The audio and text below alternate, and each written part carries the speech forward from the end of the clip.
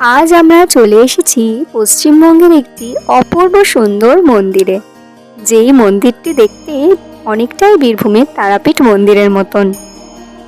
আর এই মন্দির কোথায় অবস্থিত, আপনারা এই মন্দিরে কিভাবে আসবেন, মন্দিরের ভোগ প্রসাদ পাওয়ার নিয়ম কি আছে, এছাড়াও আপনারা মন্দিরের আশেপাশে আর কি কি জায়গা ঘুরে দেখতে পারবেন, এই সমস্ত কিছু তথ্যই তুলে ধরবো আজকে আমার এই ভিডিওর মাধ্যমে।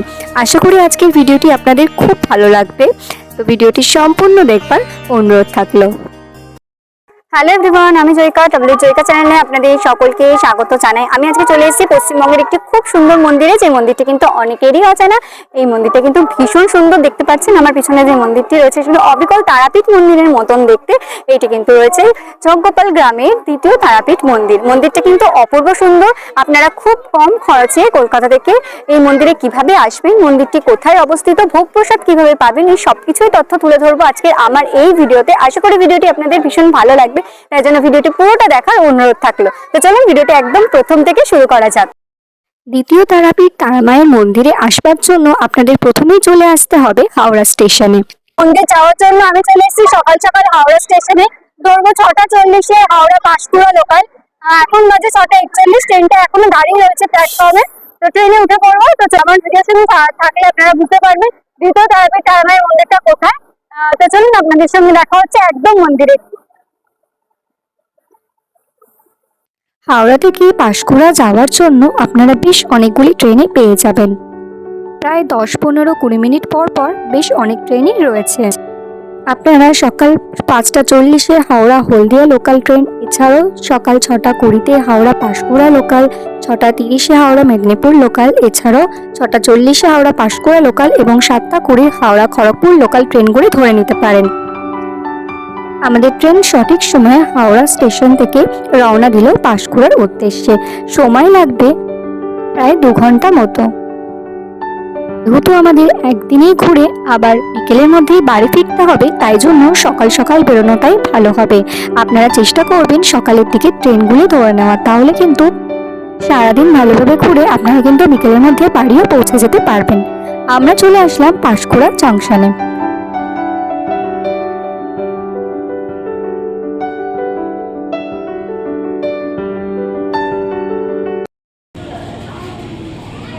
ট্রেন নামিয়ে দিল 1 নম্বর প্ল্যাটফর্মে। ট্রেন দাঁড়িয়ে রয়েছে, পিছনে রয়েছে ওভারব্রিজ। ওভারব্রিজটা পার করে আমরা ওইদিকে গিয়ে ঘাটালের বাস ধরবো। তো চলুন আপনাদেরকে দেখাচ্ছি। এই ওভারব্রিজটা কিন্তু এখন আমাদের পার করে ওই পারে যেতে হবে।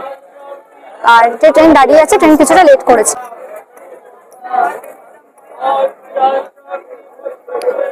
এই যে সামনে রয়েছে এই যে ওভারব্রিজ। আমরা 1 নম্বর প্ল্যাটফর্ম থেকে ওভারব্রিজ দিয়ে বেরিয়ে স্টেশনের বাইরে বেরোলাম, পাঁশকুড়া স্টেশনের বাইরে বেরোলাম। আর এখান থেকে কিন্তু আপনারা প্ল্যাটফর্মের ডান দিকে আসবেন। ডান দিকে সোজা যে রাস্তাটা চলে গেছে, সেখান থেকে কিন্তু ঘাটালের বাসে আমরা উঠে পড়বো। তো চলুন আপনাদেরকে দেখাই। আর এখান থেকে কিন্তু আমরা চলে যাবো ঘাটালের বাসে করে যশোরা কালীবাজার। তো চলুন আপনাদেরকে দেখাই। সামনে রয়েছে বাস স্ট্যান্ড। খুব বেশিক্ষণ লাগবে না, কিছুক্ষণ কিন্তু হেঁটে আপনারা পৌঁছে যেতে পারেন। তাহলে আপনারা টোটো করে যেতে পারেন এখান থেকে, কিন্তু খুব বেশিক্ষণ লাগবে না পায়ে হেঁটে যেতে। কিছুক্ষণের মধ্যে কিন্তু আপনারা স্ট্যান্ডে পৌঁছে যাবেন। স্টেশন থেকে চলে আসলাম বাস স্ট্যান্ডে। খুব একটা বেশিক্ষণ সময় লাগলো না, এখানে বাস দাঁড়িয়ে রয়েছে। বেশ কিছুক্ষণ পর পর কিন্তু বাসগুলো ছেড়ে যায়। ঘাটালে যাওয়ার বাসে আমরা উঠে পড়বো। আর এখান থেকে কিন্তু প্রথমেই আমরা সোজা চলে যাবো যশোরা কালীবাজার। তো আস্তে আস্তে আপনাদের সব ইনফরমেশন দিতে থাকবো এখানে কিভাবে পৌঁছাবেন। তো চলুন দেরি করবো না, ঝটপট বাসে উঠে পড়বো। আর এখান থেকে সময় লাগবে মোটামুটি 20 থেকে 25 মিনিট।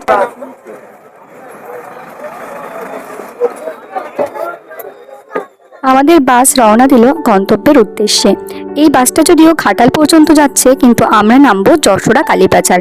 যশোরা কালীবাজার থেকে আপনারা কিভাবে পৌঁছাবেন সেটা আমি আগে গিয়ে দেখাবো।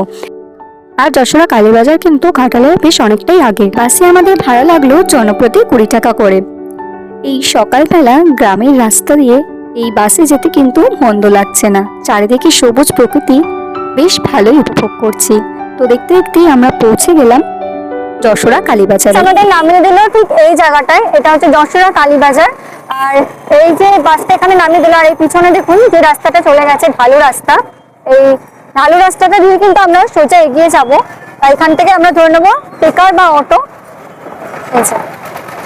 এই হচ্ছে যশোরা কালীবাজারটি, এই জায়গাটা। এই যে ঢালু রাস্তাটা রয়েছে আমার পিছনে, এখান থেকে কিন্তু এবার আমরা সোজা এগিয়ে যাব।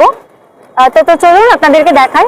এখান থেকে একটুখানি হেঁটে কিন্তু এগিয়ে গিয়ে আপনারা পেয়ে যাবেন টেকার পেয়ে যাবেন, এবং এখানে টোটোও পেয়ে যাবেন যাওয়ার জন্য। তো এখানে গিয়ে জিজ্ঞাসা করবো কত করে ভাড়া নিচ্ছে।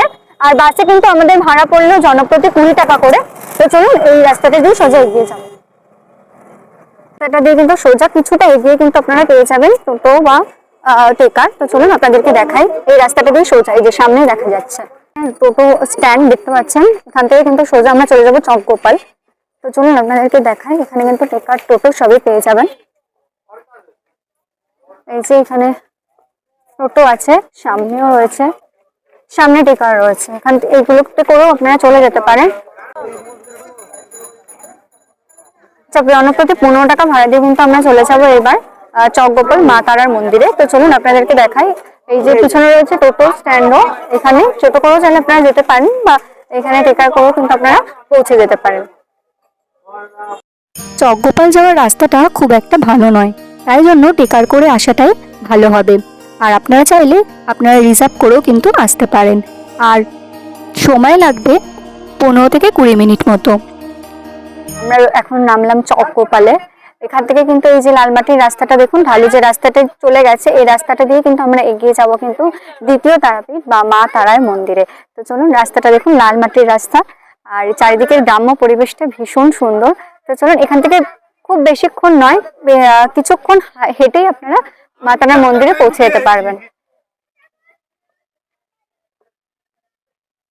এই যে রাস্তাটা কিন্তু সোজা চলে গেছে, পাচ্ছেন কতটা সুন্দর। আমরা সামনের দিক থেকে হেঁটে যাচ্ছি মা তারার মন্দিরের দিকে, আর এই চারিদিকের পরিবেশটা আপনারা দেখতে পাচ্ছেন, গ্রাম্য পরিবেশ ভীষণ সুন্দর।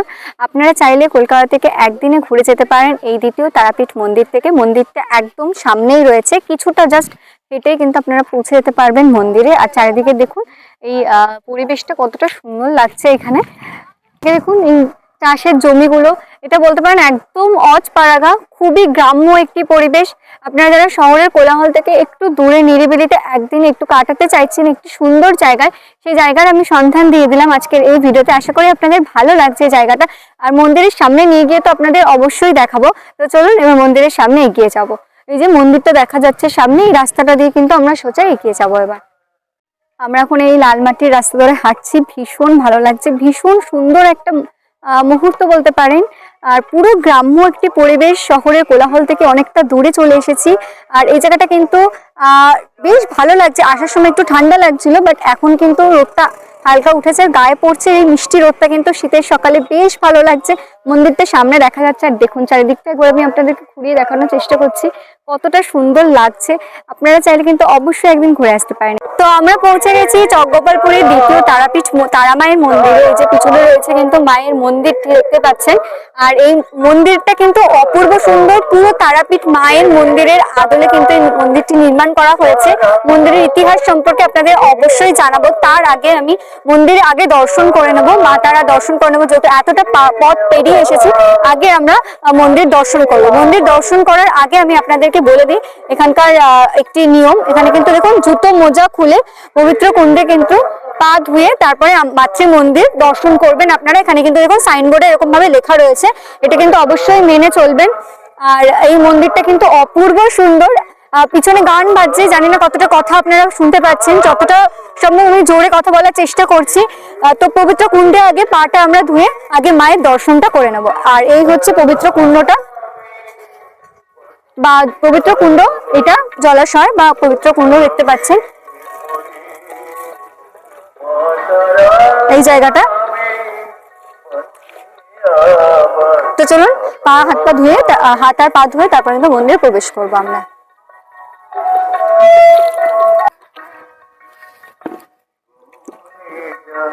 আপনাদেরকে দেখিয়ে দিই এই জায়গাটা দেখুন, এখানে মন্দির দর্শন বা মাতৃ দর্শন বা পুজোর সময়টা লেখা রয়েছে সকাল 7টা থেকে বেলা 11:30 পর্যন্ত। আর মাতৃ দর্শন ও পূজা নিবেদন করা হয়, তারপর বেলা 11:30 থেকে আবার 12:30 পর্যন্ত মাতৃভোগ নিবেদন করা হয়, কিন্তু গর্ভগৃহের দ্বার কিন্তু বন্ধ থাকে। আবার পুনরায় খোলে 12:30 থেকে 1:30 পর্যন্ত মাতৃ দর্শন ও পূজা নিবেদন করা হয়। আর বেলা 1:30 থেকে 3টা পর্যন্ত মায়ের বিশ্রাম পর্ব, আর দুপুর 3টা থেকে রাতে 9টা পর্যন্ত মাতৃ দর্শন, মানে সবকিছু কিন্তু এখানে লেখা রয়েছে। আর রাত 9টার পর কিন্তু মন্দিরের দ্বার দ্বার বন্ধ থাকে। তো এইটা কিন্তু এখানে সাইনবোর্ডটা লেখা রয়েছে, তো এইটা আপনাদেরকে দেখিয়ে দিলাম। এবার কিন্তু আমরা মাঠটি দর্শন করবো, যেহেতু অনেকটা দূর থেকে এসেছি, আর সবার আগে মাঠটি দর্শন করে নেবো। আর এখানে কিন্তু রয়েছে পবিত্র কুণ্ড, সেখানে কিন্তু আপনাদের হাত পায়ে জল দিয়ে তারপরে কিন্তু মন্দিরের ভিতর প্রবেশ করতে হবে, সেটা কিন্তু অবশ্যই মেনে চলবেন। আর এই ডালার দোকান কিন্তু এখানে রয়েছে এইদিকে, এখান থেকে কিন্তু আপনারা পুজোর সামগ্রী বা ডালা কিনে নিতে পারেন। তো চলুন আগে মাতৃ দর্শন করে নিই। তো আমরা চলে এসেছি কিন্তু চকগোপালপুরের দ্বিতীয় তারাপীঠ মায়ের মন্দিরে। সামনে দেখুন কত সুন্দর সাজিয়েছে, এখানে একটি অনুষ্ঠান অনুষ্ঠিত হয়েছে। এই জায়গাটা দেখুন তার জন্য অপূর্ব সুন্দর করে সাজানো হয়েছে। আর এখানে আরেকটি সুন্দর বিষয় হচ্ছে, এখানে কিন্তু 51টা সিঁড়ি পার করে আমরা মূল গর্ভগৃহে প্রবেশ করতে পারবো, মাতৃ দর্শন করতে পারবো। আর এখানে রয়েছে প্রণামী বাক্স বা দান বাক্স। তার আগে দেখুন এই হচ্ছে সিঁড়িটা, আমি একটু এগিয়ে আসি। এই হচ্ছে মার মন্দিরে পৌঁছানোর 51টা সিঁড়ি পার করে আমরা মায়ের মূল গর্ভগৃহে প্রবেশ করব, আপনাদেরকেও দর্শন করাবো।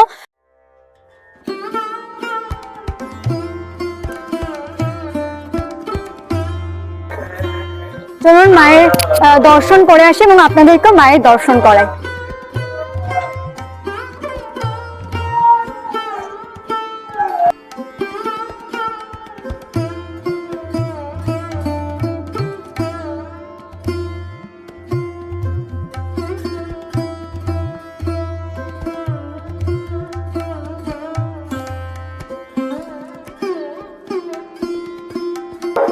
তো আমরা চলে এসেছি কিন্তু চকগোপাল গ্রামে দ্বিতীয় তারাপীঠ মা তারার মন্দিরের একদম মূল গর্ভগৃহের সামনে। আমার সামনে রয়েছে মা তারা।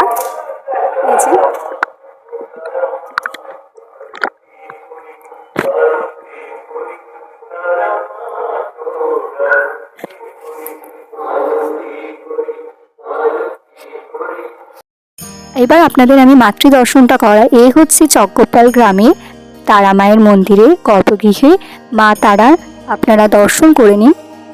এখানে একটি অনুষ্ঠান অনুষ্ঠিত হওয়ায় খুব সুন্দরভাবে কিন্তু সাজিয়েছে চারিদিকটা। আর দেখতেই পাচ্ছেন বীরভূমের তারাপীঠ তারা মায়ের মন্দিরের মতনই কিন্তু এখানের মন্দিরটি এবং এখানের মাতৃ প্রতিমাও।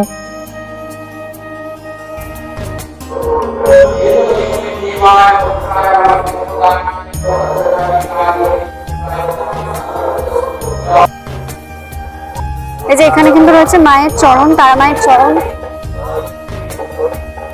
তো আর এই গর্ভগৃহে আমি আপনাদের তো দেখালাম, মাতৃ দর্শন করালাম। তো আপনারা কিন্তু অবশ্যই এসে একদিন দর্শন করে নিতে পারেন। এবার আমরা মন্দিরের আশেপাশটা আপনাদেরকে ঘুরিয়ে দেখাবো। এই যে এখানে রয়েছে কিন্তু বামদেবে মামা খাতায় কিন্তু মন্দির, এবং রয়েছে মন্দিরের একটি ছোট্ট শ্মশান পাশে। তো সেগুলো এবার আপনাদেরকে দর্শন করে নিয়ে আসি। আর পাশেই রয়েছে যে জলাশয়, এখানে কিন্তু এই বোটিংয়েরও ব্যবস্থা রয়েছে। তো সব কিছুই দেখিয়ে নিয়ে আসি এবার আপনাদেরকে। আর এখানে লেখা আছে দেখুন, শ্রী শ্রী তারামায়ের মন্দির, চকগোপাল, পূর্ব মেদিনীপুর। আর বেলা বাড়তে কিন্তু এখানে ভক্তদের সংখ্যাও কিন্তু আস্তে আস্তে বাড়তে শুরু করলো। দেখুন অসংখ্য ভক্তরা কিন্তু এই মন্দিরে আসছেন পুজো দেওয়ার জন্য। বীরভূমের তারাপীঠ মন্দির কিন্তু খুবই জনপ্রিয়, আপনাদের সকলেরই চেনা বীরভূমের তারাপীঠ মন্দির। কিন্তু সময় এবং দূরত্বর কথা মাথায় রেখে আমরা কিন্তু অনেকেই গিয়ে পৌঁছাতে পারি না তারাপীঠ মন্দিরে। আর সেই জন্য এই চকগোপাল গ্রামের মানুষেরা তৈরি করেছে একটি নতুন তারাপীঠ মন্দির, যার নাম এখন দ্বিতীয় তারাপীঠ মন্দির হিসাবে লোকমুখে প্রচারিত হচ্ছে। আর এই মন্দিরটা কিন্তু ভীষণ সুন্দর, দেখতেই পাচ্ছেন আমার পিছনে মন্দিরটি পুরোই তারাপীঠ মন্দিরের মতো হুবহু দেখতে। তারা মায়ের মন্দিরে যেরকম ভাবে ভোগ প্রসাদ নিবেদন থেকে শুরু করে পূজা অর্চনার সমস্ত রীতি মেনে কিন্তু এই চকগোপাল গ্রামের দ্বিতীয় তারাপীঠ মন্দিরে কিন্তু একই রকম পদ্ধতিতে কিন্তু পূজা অর্চনা হয়। আর এই মন্দিরটা কিন্তু এখন লোকমুখে এই দ্বিতীয় তারাপীঠ মন্দির হিসেবে বেশি পরিচিত পাচ্ছে। আপনারা একটা দিন কলকাতা থেকে খুব কম খরচে এখানে কিন্তু একদিনে এসে ঘুরে আসতে পারেন। এলাম মায়ের মন্দির, আপনাদেরকে দর্শন করালাম। এবার আমি আপনাদেরকে বলে দেবো যে আপনারা কুপন কোথা থেকে সংগ্রহ করবেন ভোগ প্রসাদ পাওয়ার জন্য, এবং এখানে আপনারা ডালা কোথা থেকে কিনবেন সেইগুলো আপনাদের এবার বলে দিই। এই যে দেখুন আমার পিছনে এই যে ডালার যে দোকানগুলো রয়েছে, এদিকে এখান থেকে কিন্তু আপনারা ডালা কিনে নিতে পারেন। আর এদিকে কিন্তু বিভিন্ন রকম খাবার জিনিসের দোকান রয়েছে, এখান থেকে আপনারা চাইলে বিভিন্ন রকম খাবার জিনিস পেয়ে যাবেন, কিনে নিতে পারেন, খেয়ে নিতে পারেন সকালে। তো চলুন এবার আপনাদেরকে আমি দেখাই ডালার দোকানটা, এবং ভোগ প্রসাদের কুপন কোথা থেকে কাটবেন সেটাও দেখিয়ে দিচ্ছি।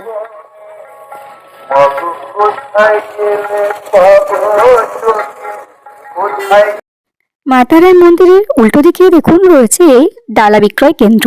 এখানে আপনারা কিন্তু পুজো দেওয়ার জন্য ডালা পেয়ে যাবেন। আর এখান থেকে কিন্তু আপনারা ভোগের কুপনটাও কেটে নিতে পারবেন। দাদা এখানে ডালা কত থেকে শুরু হচ্ছে মায়ের পুজোর? 51 টাকা রয়েছে, 101 রয়েছে, 151, 251, 351, 501, 651। আচ্ছা, আর কেউ যদি বলে পুজো দিতে হবে সেটা সেইভাবে দেওয়া। আচ্ছা আচ্ছা, আর এখানে ভোগ যারা কুপন কাটবেন তারা কি এখান থেকে কুপন পাবেন?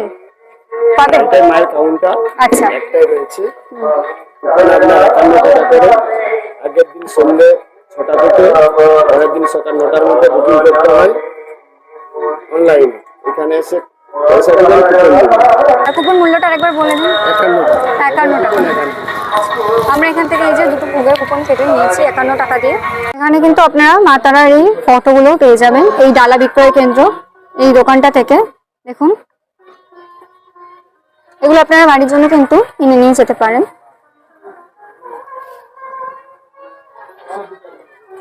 তো এখানে কিন্তু খাবার দাবারের অনেক রকম দোকান স্টল রয়েছে। এখানে কিন্তু বিভিন্ন রকম খাবার আপনারা পেয়ে যাবেন। এই দেখুন, এই লাইন দিয়ে কিন্তু সব দোকানপাটগুলি রয়েছেন।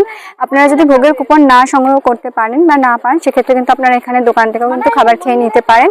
আর আমি স্ক্রিনে আমার একটি নাম্বার দিয়ে দেবো, এই নাম্বারে যোগাযোগ করে কিন্তু আপনারা অবশ্যই আগের দিন ফোন করে ভোগের কুপনের জন্য আপনাদের নাম লিখিয়ে নিতে পারেন। তাহলে কিন্তু আপনারা পরের দিন সকালে এসে কিন্তু এখানে ভোগের কুপনটা পেয়ে যাবেন। আর এই যে এই চারিদিকটা আমি সামনে নিয়ে গিয়ে দেখালাম না, এখানে অনেক দোকানপাট আছে, চারিদিক থেকে আপনারা খেতে পারেন। আর মন্দিরের দরজা এখন বন্ধ হয়ে গেছে। 12:30টার পর কিন্তু মাকে ভোগ আরতি হবে মায়ের, এবং ভোগ দান করে মাকে তারপরে কিন্তু ভক্তরা ভোগ প্রসাদ গ্রহণ করতে পারবেন। সে সময় আমি আপনাদের অবশ্যই দেখাবো। প্রসাদের কুপনটা আমরা সংগ্রহ করে নিয়েছি। আর এখানে কিন্তু ভোগ প্রসাদ খাওয়ানো শুরু হবে 12:30টার পর থেকে। বেশ হাতে অনেকটাই সময় আছে। তো এবার আমরা মন্দিরের আশপাশটা একটুখানি ঘুরে দেখিয়ে দেবো আপনাদেরকে। আর এখানে কিন্তু রয়েছে মামাখাপার একটি মন্দির, এবং এর পাশে কিন্তু রয়েছে একটি শ্মশান, এবং মন্দিরের পাশে রয়েছে পবিত্র কুণ্ড। অনেক কিছুই দেখবার রয়েছে। তো চলুন আপনাদের সবগুলো একে একে দেখিয়ে দেবো। আর এই চারপাশে কিন্তু অনেক দোকানপাটও রয়েছে, চাইলে আপনারা কিন্তু এখান থেকে কিছু খাবার খেয়ে নিতে পারেন। তো আমরা এবার মন্দির থেকে চলে যাচ্ছি। এখানে বামাখ্যাপা মন্দির রয়েছে এই সামনেই, দেখতে পাচ্ছেন। এই রাস্তাটা দিয়ে কিন্তু সোজা যেতে হবে। দেখুন, ওইখানটায় কিন্তু রয়েছে বামাখ্যাপার মন্দির। তো চলুন ওই মন্দিরটা এবার আমরা দর্শন করে আসি। ওই মন্দিরের পাশেই কিন্তু রয়েছে বামাখ্যাপার মন্দির, যেটা আপনাদের বলছিলাম। এই বামাখ্যাপার মন্দিরে চলে এসেছি। তো মন্দিরের ভিতরে প্রবেশ করবো। তো চলুন। আপনারাও বামাখ্যাপার দর্শন করে নিন। আমরা বামাখ্যাপার মন্দিরে চলে এসেছি।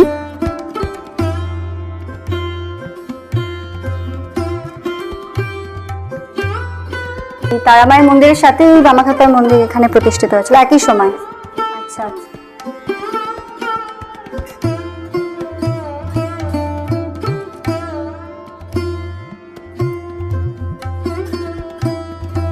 এই বামাখ্যাপার মন্দিরের পাশেই কিন্তু রয়েছে একটি শ্মশান।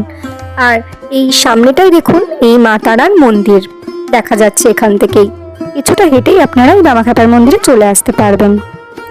তো চলুন এবার আমরা আস্তে আস্তে মন্দিরের দিকে এগিয়ে যাব, কারণ এখন ভোগ আরতি হচ্ছে এবং এরপরে কিন্তু প্রসাদ বিতরণ শুরু হবে। একটা তুলসী মন্দিরও রয়েছে এই মন্দিরের পাশে।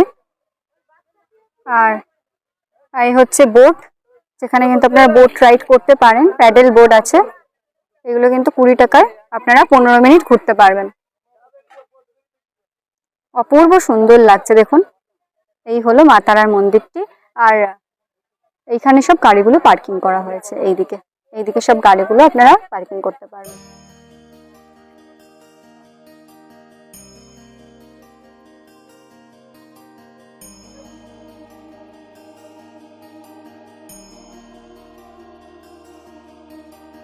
এই যে এখানে কিন্তু অনেকে এই মনস্কামনা করেছেন, এগুলো বাঁধতে পারেন আপনারা।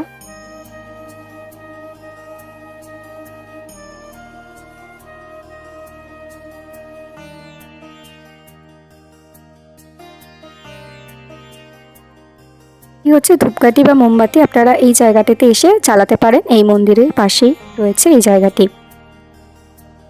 প্রসাদ কক্ষের দিকে যাচ্ছি। দেখুন, এখানটায় লাইন পড়ে গেছে, যেটা আমরা কুপন কেটেছিলাম। দেখুন, এই যে সবাই যাচ্ছে।